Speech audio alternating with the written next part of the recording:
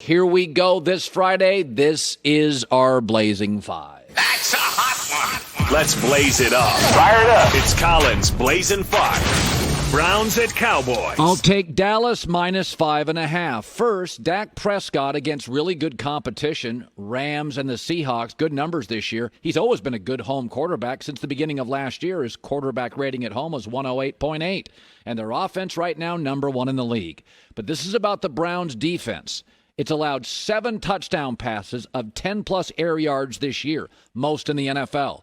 I think there's a lot of points in this game, and I don't know if Cleveland can keep up because they're more of a running team. Cleveland's back end worries me. And what do we know about Cleveland? They beat Cincinnati with a rookie quarterback and Washington with kind of a rookie quarterback if you consider starts. How good are they?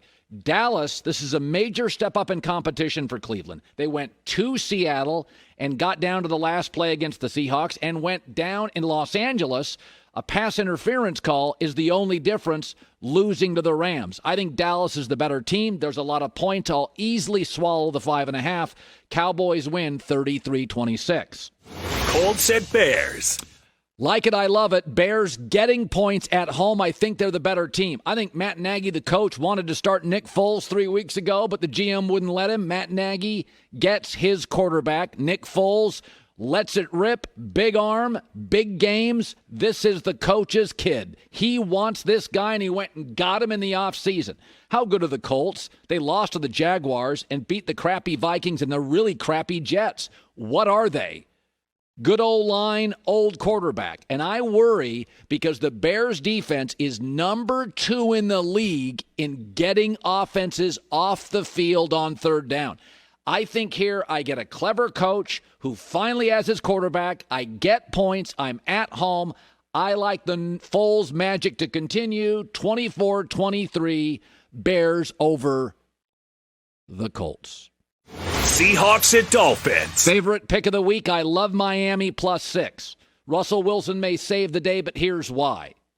Miami gets 3 days of extra prep time because they were on Thursday Night Football. That is huge because I think it's a very good coaching staff, and staffs that are good take advantage of it. Seattle has the furthest trip you can make in America after dramatic wins. They've been in wildly dramatic wins over Dallas and New England. Ryan Fitzpatrick is very good when comfortable, and Seattle makes every quarterback comfortable because they have no pass rush. And the Dolphins are also playing clean football. One of 2 teams in the NFL that have not had a turnover in 2 weeks. Green Bay's the other. Dolphins defense can get after you. The Seahawks offensive line's a mess. I think Russell Wilson may come in and save the day late, but in warm, sticky weather, long trip for Seattle, I will take the 6 points. Seattle wins 27-26. Chargers at Buccaneers. This is a lot of points. I'll take Tom Brady and the Bucs -7. This game's about comfort versus discomfort. Tom Brady against the Chargers defense that's without Ingram, Derwin James. They don't take the ball away since the beginning of last year. Derwin James is their best defensive player. So you don't have 2 studs for them. That means Tom Brady getting more comfortable at home is comfortable.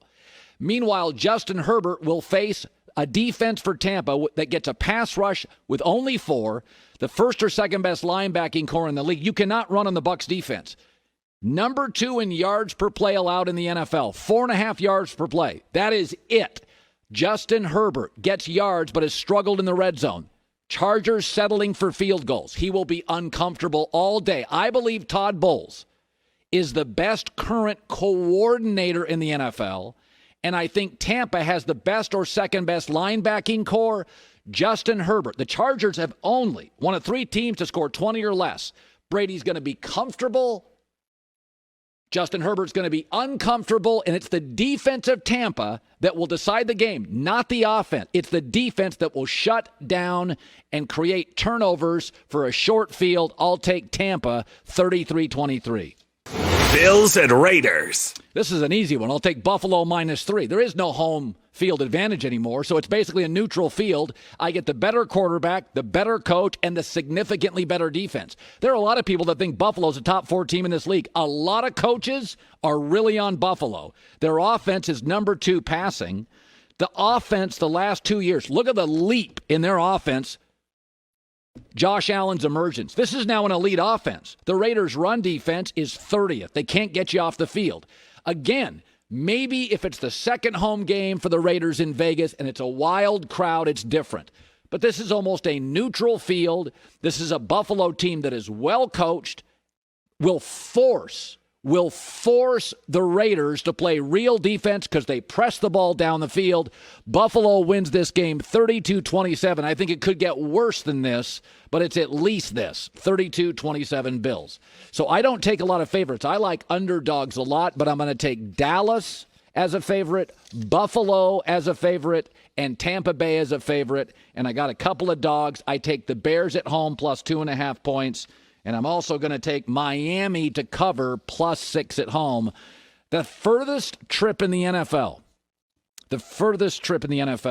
is Seattle to Miami. By the way, for more on my Blazing 5 picks, please check out the Fox Bet social platforms after this segment. Hi, everybody. Thanks for watching. Subscribe here to get the latest from the show. Also, be sure to check out more of the best clips from The Herd or go watch a few segments from other shows on FS1.